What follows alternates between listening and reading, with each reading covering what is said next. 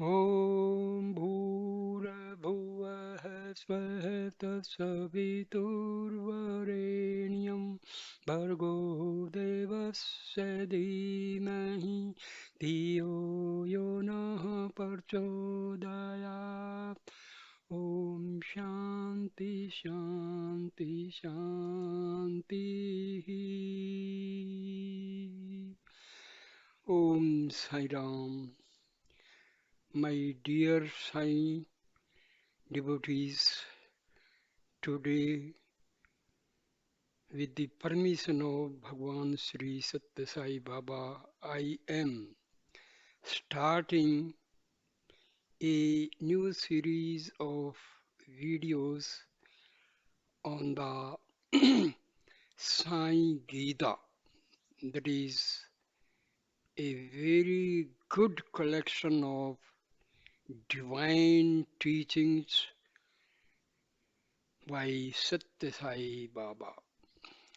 I will start from the first part of Sai Gita, that is path of devotion. This is the first part. It is in three parts. First part is path of devotion. Second part is path of wisdom. And third part is path of action. So I will start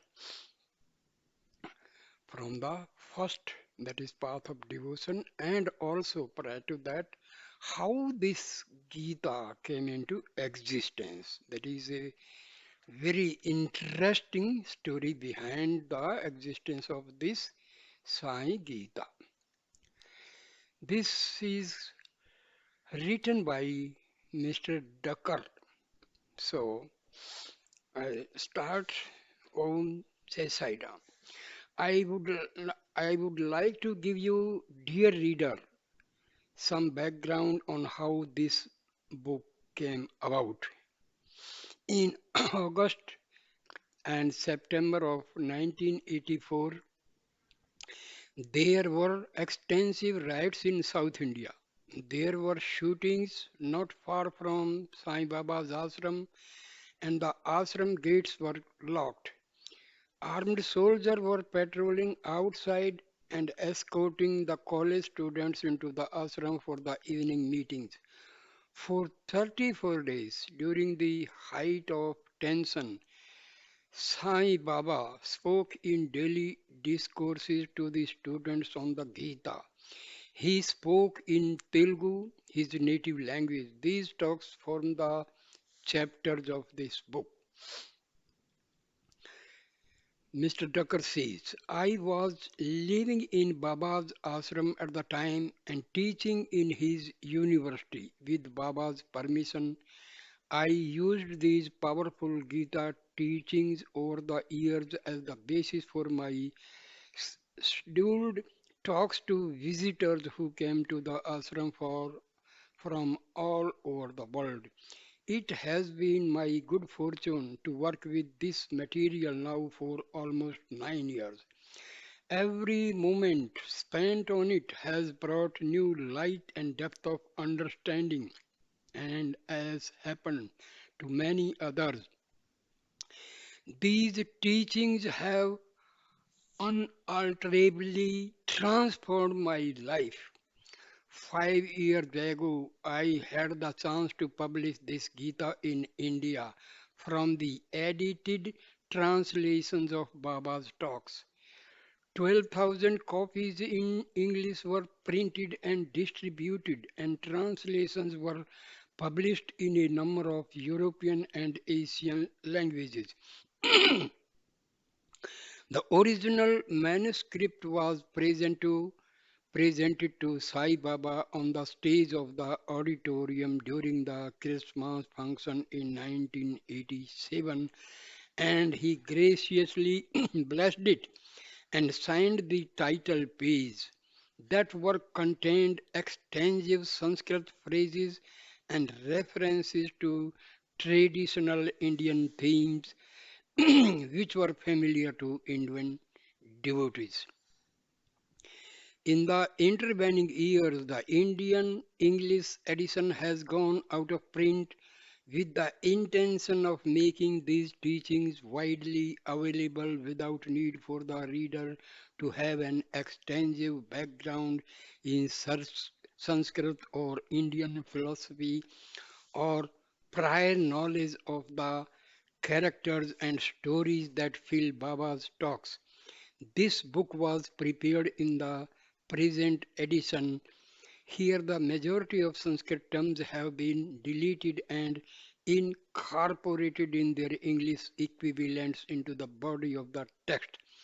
Also, the chapters have been freely edited to clarify any difficult passages or obscure references and to convert the spoken words into easily readable text. Every chapter has been arranged to stand on its own with the effect that you can turn to any chapter whose subject matter particularly interests you without first having to study all the previous chapters in the book. In editing the text, my primary focus was on clarity in conveying Baba's teaching to Western reader rather than on literal translation. I acknowledge the grave responsibility of editing the author's words and urge scholars to study the texts of Baba's Gita discourses in Telugu.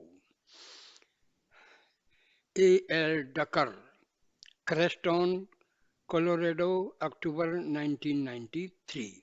Messages. Suppose you are asked who created all this multiplicity in the world? Who is responsible for all this variety? What will you answer? The correct response is there is no multiplicity at all. The one divine self remains the one self forever. You mistake is as many. The fault is in you. Correct your vision. Remove your delusion. The divinity did not change into the world just as the rope did not change into a snake. In the dark, you mistook the rope to be a snake, but it remains a rope. So also the divine self remains the divine self, though your ignorance of this fact makes you see it as world. The world of diversity stands on one leg called delusion. Cut down that leg and the world falls. I often tell you not to identify even me with this particular body. You do not understand. You call me by only one name and believe I have only one form, but there is no name I do not bear, and there is no form which is not mine. After long searches here and there in temples and in churches, at last you come back completing the circle from where you started and find that he for whom you have been seeking all over the world, for whom you have been weeping and praying in churches and temples, on whom you were looking as the mystery of all mysteries, is the nearest of the near, you, your very self, the reality of your life, body, and soul, assert it, manifest it. You, as body, mind, or soul, are a dream. But what you really are in pure existence, knowledge, bliss. You are the God of this universe. You are creating this whole universe and drawing in it in. To gain the infinite, the miserable little prison individuality must go follow the heart. A pure heart seeks beyond the intellect. It gets inspired. Within you is the real happiness. Within you is the mighty ocean of nectar divine. Seek it within you, feel it, feel it. It is here the self. It is not the body, the mind, the intellect. All these are simply manifestations. Above all these you are. You appear as the smiling flower, as the twinkling stars. What is there in the world which can make you desire anything from sayings and writings of Sai Baba? Few words about my dear Sai Baba. For the countless millions of devotees who have come into his fold, Sai Baba is the avatar of this age. He is revered as the incarnation of the full power of divinity. Such an auspicious advent has not occurred since ancient days when the divinity came into human form 5,000 years ago in another major age of mankind. Then he came as Krishna to enact the role of avatar of that particular age.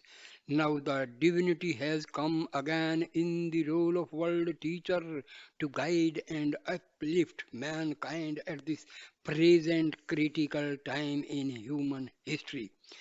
Just as sweetness cannot be understood through words alone but must be experienced directly through the taste, so also the Sai phenomenon cannot be understood by merely reading about him or studying his words or even experiencing him firsthand. His truth can be known only by fully living his teachings and practicing them in every thought, word, and action of daily life. By transforming our lives in this way, we discover our own truth. This is the rarest of all jewels, and this avatar has come to bestow on us. It is the deeper message of the mission for which he has incarnated, namely that the divinity appears among us in order to remind us of our divinity. I know who I am, he says. I have come to help you to realize who you are. In a sense, we are no less than He. We are God incarnate. That is the principal teaching of his Gita. He has come as a guide to help us realize our truth and return mankind to its divine source. The three incarnations of Sai, like Allah of the Muslims or Yahweh of the Jews or divine father of the Christians or the Buddha, nature of the Buddhist or Ahura Mazda of the Parsis or the supreme self of the Vedantis or the great spirit of the Native Americans. Sai Baba is a name for the omnipresent supreme reality which in most religions is known as God. The one divinity takes on countless names and manifests itself in countless forms. It has chosen a 250 years period beginning in the early 19th century to manifest successively in three human forms as avatar for this Kali age to restore righteousness to floundering humanity. All three of these incarnations are called Sai Baba, which means Divine Mother Father.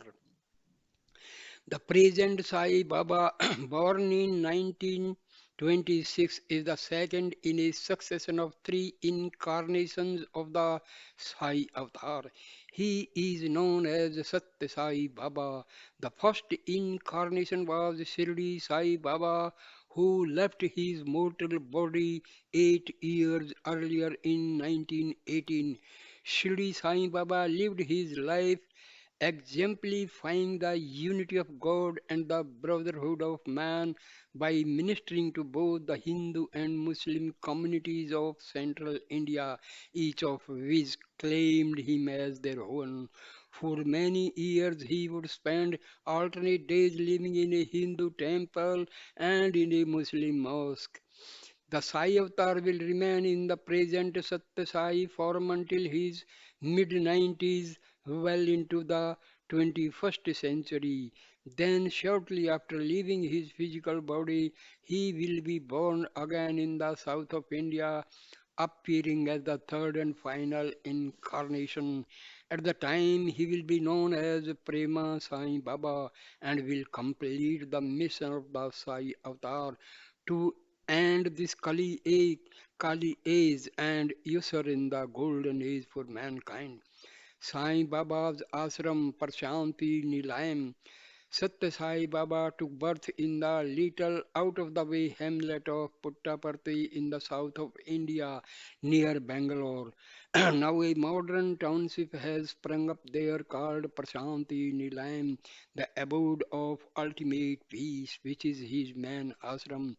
It provides accommodation for thousands of pilgrims from all over India and from all parts of the globe who come to experience Sai Baba's daily public contacts with the devotees and private interviews for those who are fortunate to be chosen.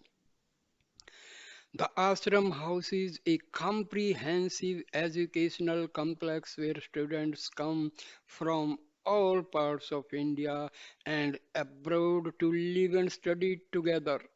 Small children can come into the residential program starting at the age of 5 in the primary school, then go on to the high school, college, and university levels, and finally on to the postgraduate and doctoral levels to complete their education 20 years later. The Sai educational system with campuses in various states of India is wholly non denominational and completely cost free. All the educational cost for thousands of students are borne directly by the Sathya Sai Baba Trust. Also at Prashanti Nilayam is the central headquarters for the worldwide network of science service organizations engaged in a wide range of community service projects and in bringing educational in human values into government and private school systems throughout the world. Recently, the largest specialty hospital in Asia was inaugurated inaugurated at the ashram. Here, patients, no matter how poor, can come from all over the globe for open heart surgery. They stay at the hospital with no charge for doctors, medicine, hospital service, food, or room. Sai Baba, the human being and the God man. The hub of all this activity is Sai Baba, who from his earliest days has attracted large number of people to him through his unique personal presence. He can only be described as the personification of pure selfless love, the embodiment of perfect peace and bliss, the essence of all goodness. He manifests every noble human quality that mankind admires, and he incorporates every divine quality that is characteristic of the avatar. He has the full power of nature in his hand. He has all knowledge at his command. He knows the past, present, and future of everyone who comes to him. He manifests himself in many parts of the world for the sake of his devotees. These characteristics, namely omnipotence, omniscience, and omnipresence, are the mark of a full incarnation of the divinity. In his teachings, he befriends all faiths and emphasizes the unity of all religions in the oneness of divinity. In his personal manner, Sai Baba displays a majestic grace and at the same time an exquisite joyfulness in the midst of a splendorous temple and ashram. He lives in a small, simple room and maintains an austere lifestyle, completely committing his time from early morning to late at night to ministering to the needs of those who come to him. Not being limited to the physical plane, Sai Baba works in all dimensions, gross and subtle, appearing through visions and dreams and inner experiences, as well as in his physical form. as the divine teacher guiding the spiritual unfoldment of his devotees. He inspires from within and directs from without. He illuminates the heart and transforms the mind and reveals the greatest of all treasures, the immortal Atma, the universal self abiding in every heart. The Sai Advent. These 2.5 centuries encompassing the Sai Advent are a unique time of great spiritual significance in the history of the world. During this period, many saints and sages are also appearing on the earth in order to advance the divine mission of revitalizing spiritual values and reversing the present downward trend of moral degeneration which is engulfing the world. In the millennia to come, generations will look back with great awe at those of us who lived during this sacred time, much as we might look back at those fortunate ones in other ages who were the contemporaries of Rama or Krishna or of Moses, Jesus, and Buddha, Muhammad, or Zoroaster, who had the unique chance to experience their sacred presence directly.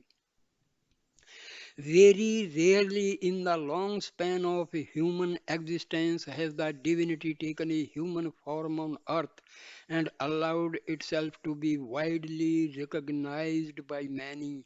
And even more rarely has the divinity come in all its fullness and glory as avatar of the age, as is true today in the form of Sai Baba. Now, the full power of God can be directly approached and experienced by all, and his teachings, which have the authority of the source of all wisdom, can be understood by everyone, for he speaks to us in the language and the idiom of our present time. Introduction to the Gita. See, I am giving spiritual videos. Today I was just sitting and suddenly from my inner core of heart came a message. Please, why don't you make videos on Sathya Sai Baba's Gita? So dear Sai devotees, please bear with me and try to listen carefully. Now I'm starting the introduction to the Gita. Gita means song, but the Gita is no ordinary song. It is the divine song of emancipation. It is given by God to free us of the illusions that have kept us bound. The Gita celebrates our highest truth, the Atma. Atma means self, but Atma also means God. Atma is our God self, our true self. And since God is always one, Atma is the one true self of everyone and everything. Illusion makes it appear as the many. Our destiny is to dispel the clouds of illusion so that our truth is revealed and the Atma is realized. That is self knowledge. When self knowledge comes, the illusion of separate beings and separate objects goes and is replaced by unity consciousness.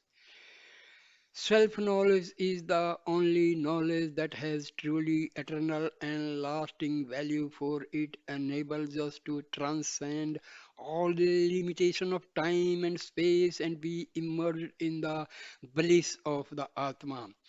See, we use the terms self, consciousness, Atma, soul.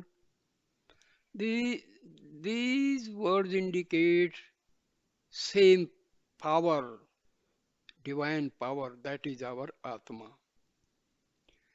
We call it self, Atma, soul. So all indicates that is our reality, our real nature. Atma is omniscient, omnipresent, omnipotent. Atma is ajanma, azar, amar. Atma does not take birth, does not die. It is forever. Atma and God, there is no difference. Atma lives in our spiritual heart. Atma is infinite. That spiritual heart is nothing but Atma only. So Atma is infinite, God is infinite, Hriday is infinite. So these terms indicate the same omnipotent power.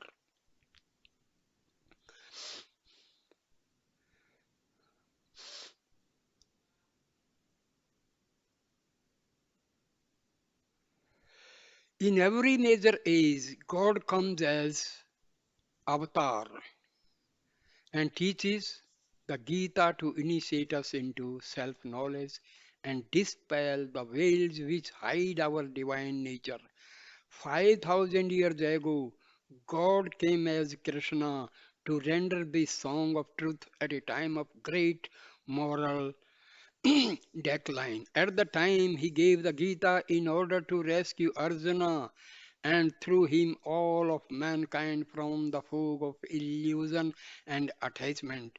In this age, he has come again as Sai Baba to give this sacred teaching at another time of great turmoil and deteriorating values. The malady he is treating is the same, and the remedy he prescribes is also the same, stemming from the same ancient wisdom. But being the very source of eternal wisdom, he knows how to transmit it in a way which makes it come alive today and be meaningful in this present age. In his Gita teachings, Baba shows us how to transcend the false perception of our senses and mind, which constantly support the illusion of separate existence. Step by step, he directs us into the inner path to discover who we truly are. When all illusion is stripped away, we realize that we are not these bodies and the personalities. We are not separate being individualized into name and form. The truth is, and he emphasized it over and over again, that we are not different from God.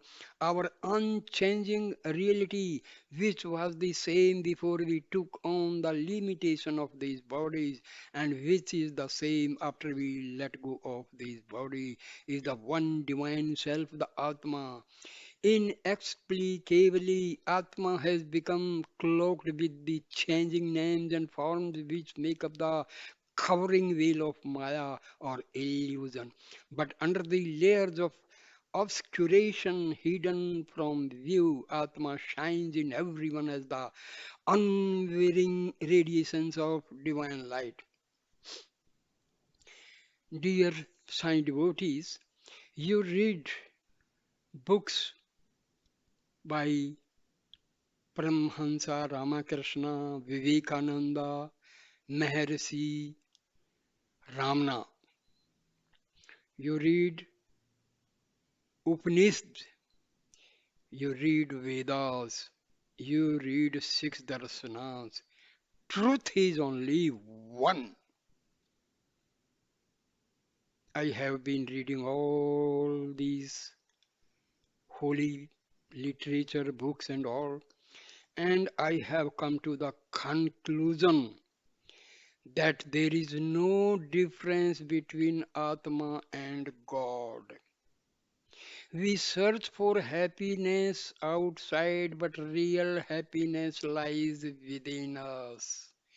Our Atma is nothing but the eternal bliss and everlasting peace. You read any holy book of Hinduism, you will find Atma and Paramatma. There is no difference.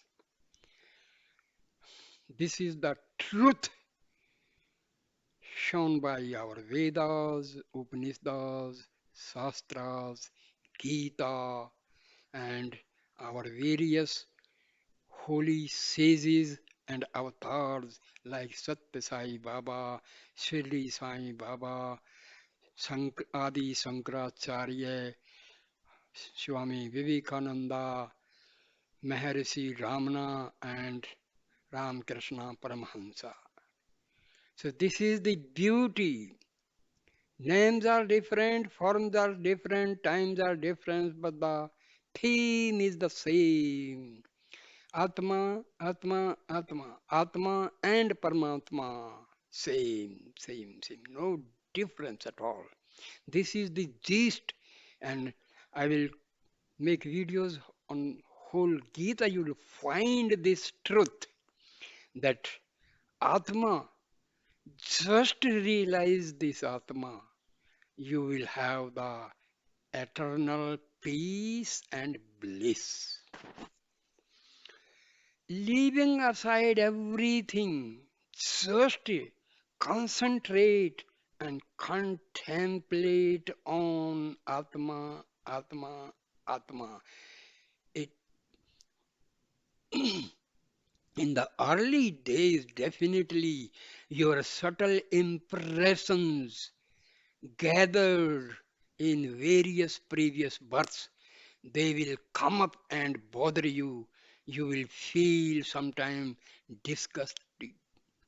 You will feel sometime just a boring when you sit in meditation.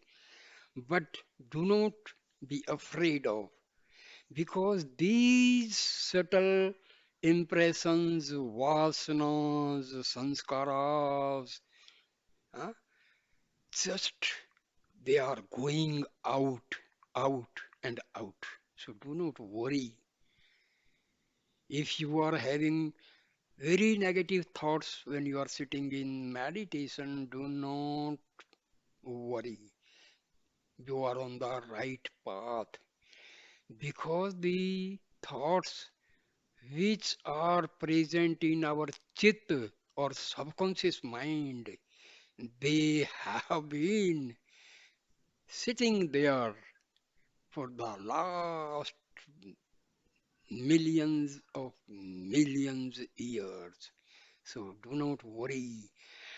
Please try to listen the Sai Gita and contemplate. That is the most important point. And you will enjoy, you will have the real happiness. To realize this requires a purification of consciousness until only pure awareness, unbefogged by illusory mind stuff remains. Baba tells us. See, dear Sai devotees, we talk about mind, we talk about ego, we talk about Atma, we talk about Brahman, Paramatma. See, in this world, our day to day working depends upon our ego and mind. Ego controls this mind, and we do all our worldly tasks. Atma is remaining simply as a witness. Another great thing I tell you, all our actions of day to day life are controlled by prarabdha. Prarabdha, the karmas which are stored in our chitta, and time has come for their fulfillment. These prarabdhas are the karmas which will take the form of practicality.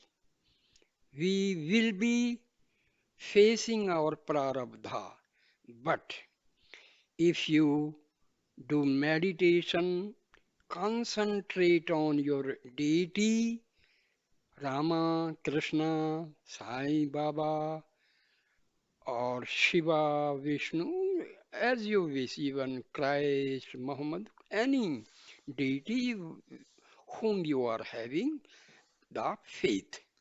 So, this will help. And another great thing I tell you, people they talk about controlling the mind. My dear friend, first thing we should know what is mind. Mind is nothing but the continuity of thoughts arising from the soul.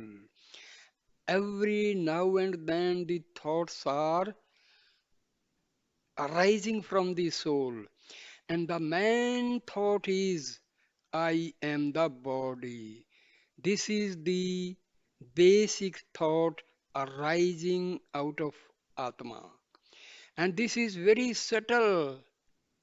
Without our knowledge, this is always, arising from our. All other thoughts, they follow this basic thought.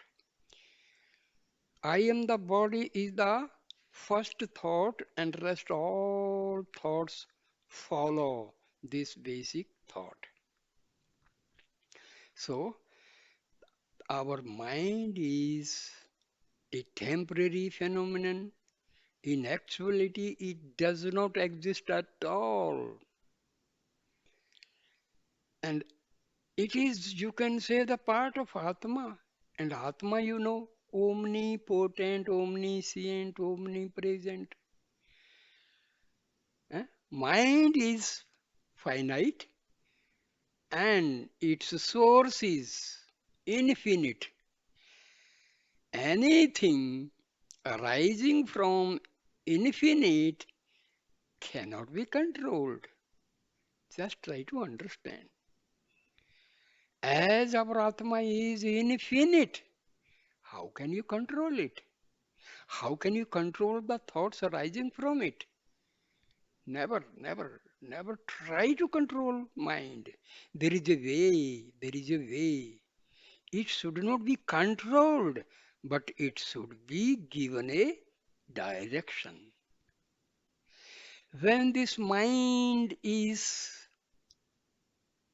acting outwardly, that is connecting itself with the world, Maya.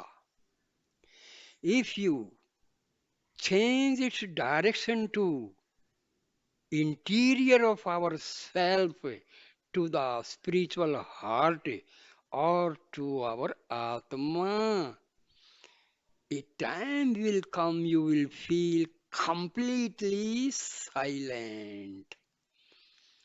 So, for realization of Atma, this mind has to be weakened. There is another term, ego. I am the body. This thought, basic thought, is our ego. Instead of realizing the real Atma, we are completely depending upon the false I. This false I is our ego. This controls the thoughts. Our day-to-day working is controlled by our ego. I am so and so. I am Rama. I am Peter. I am Slim. So this I is our ego. And this is acting as a veil for our Atma. Mind and ego, they are acting as veil. They are covering the reality of every human being. Atma is covered by Maya, mind, and ego. So these things we have to keep in mind. Never try to control mind, because mind is originating from Atma, and Atma is omnipotent, omniscient, and omnipresent. So just a very simple thing. Don't try to control, but yes, there is a way out. Just divert mind from going outside to interior and to its source, that is our Atma, that is spiritual heart, and there resides our Atma and Brahm. So this is our Brahma Gyan, Atma Vidya, told by Vedas, Upanishad, Gita. We have to keep this in mind. So, to realize this requires a purification of consciousness until only pure awareness, unbefogged by illusory mind stuff, remains. Baba tells us that when we give up our outer vision and our fascination for the world and instead turn our mind inwards to gain the integral vision, we become steeped in unity consciousness. When we give up body consciousness, this body consciousness is known as ego. Remember this. We gain God consciousness. When we expand beyond our limited human awareness into the fullness of our potential, we become the who we truly are. We transcend the illusion of separation of God, man, and world and merge into the one divine principle. That is the essential teaching of the Gita. So, this is the basic thing. Do not give freedom to your ego and mind. Just divert them to go to their source, that is Atma. So when we meditate, that should be our effort. Divert the mind and ego backward, inward to the source of these two entities. Mind is insentient, ego is insentient. Atma is the only Chetan element. Chetana, that is sentient, sentient, living, rest everything. Our whole body is insentient, non-living, including your. Now, another great thing I tell you, prana. Prana is completely the ethereal space into this universe is filled with prana. Especially this prana is in the solar system. Gayatri, sun is the god for Gayatri. Svita we call. Svita is nothing but divine sun. And energy emitted by the sun is prana Shakti, which is most essential. See, this prana in our body is originating from the soul. Remember this. This this is very, very important point. When we say now a person dies, a pran has gone. Pran and Atma is inseparable. Pran remains till there is Atma. Atma remains inside our body till there is prana. Both exist together. So these things we have to keep in mind. Our see Brahma Vidya of Hinduism is the most easiest, provided it should be understood in the correct way. That is the because in our Upanishad, our this all holy books, our sages, they used to have some sort of examples, analogy. So in Sanskrit or Hindi, we call it as alankar, just for making the other people understand the facts. So they take the help of some examples. Now, take for example, Shiv and Parvati. Example. Actually, when there is Kundalini is rising, so this Kundalini is known as Chitta Shakti or Parvati, and God is known as Shiva, Vishnu or Brahma. So when the person is having his Kundalini Jagran, eh, the Kundalini is activated. So this Chitta Shakti from the Mula Adhar passing through Swadhisthana Chakra, Manipur Chakra, Anahata Chakra, Visuddhi Chakra, Ajna Chakra, and Sahasrar. So, when it reaches Sahasrar, what does it mean? The Parvati is meeting Shiva. Atma and God are merging together.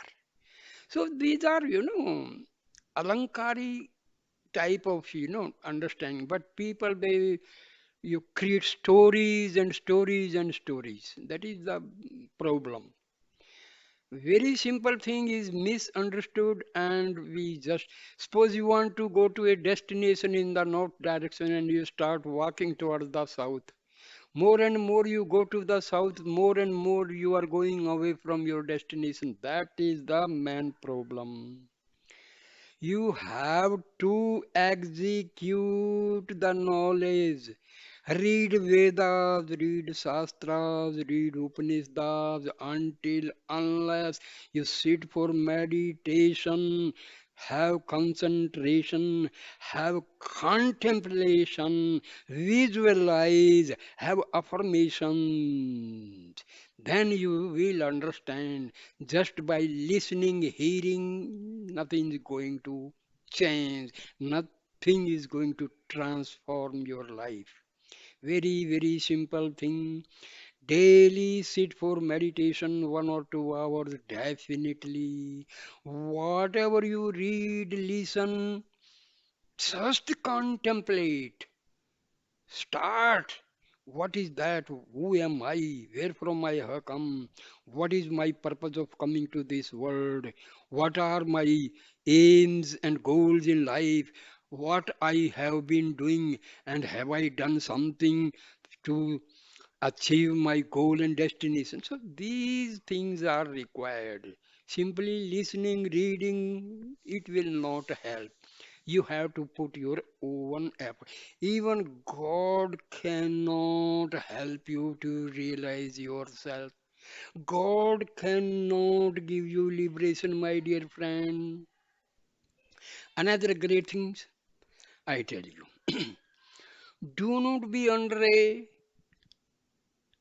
wrong impression that Until unless you have a physical guru, you cannot liberate yourself, you cannot realize the self. No.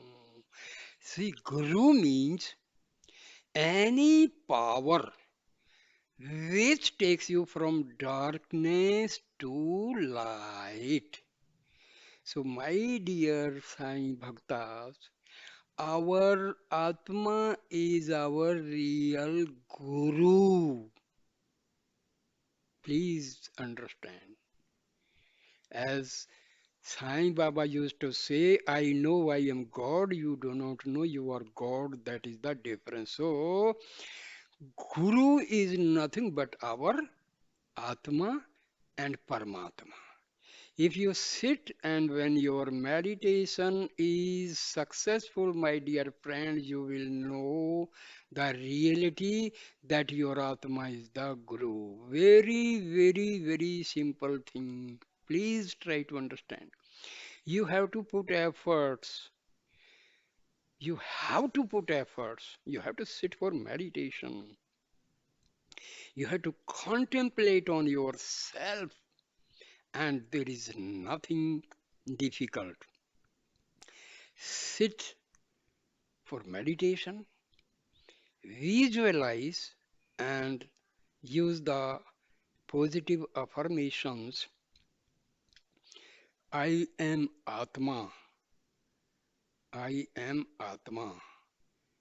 My mind is originating from Atma. So my mind is going slowly and steadily to its source, that is the Atma, residing in the spiritual heart. I'm going deeper. I see here, I tell you, this I is your ego. There are two eyes. One eye is ego, the other eye is your real self, that is Atma.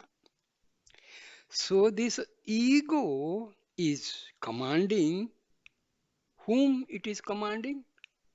It is commanding ego is commanding ego only.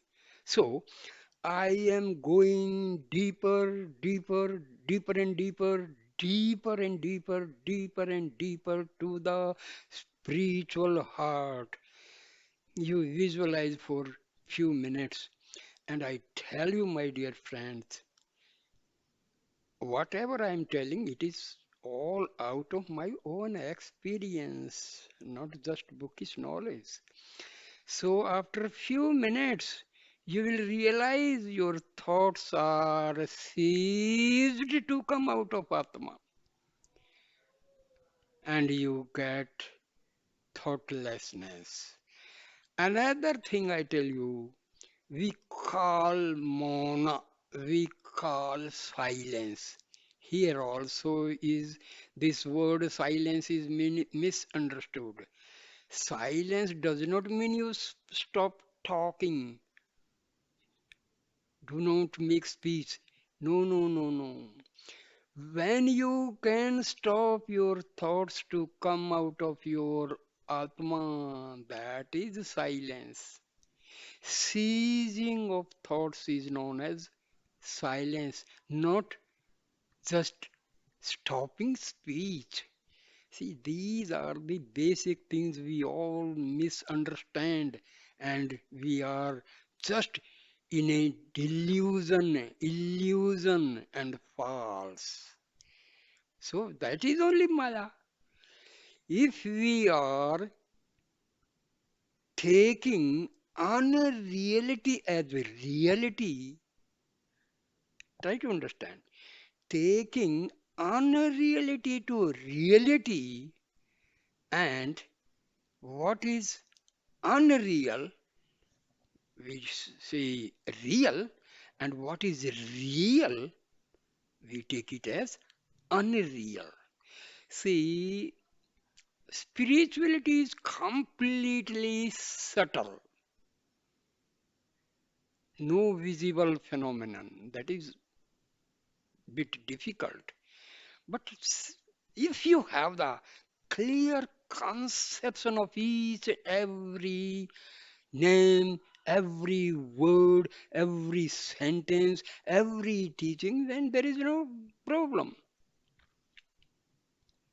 So make sure your Atma is your real guru. Real guru. Atma is your real guru.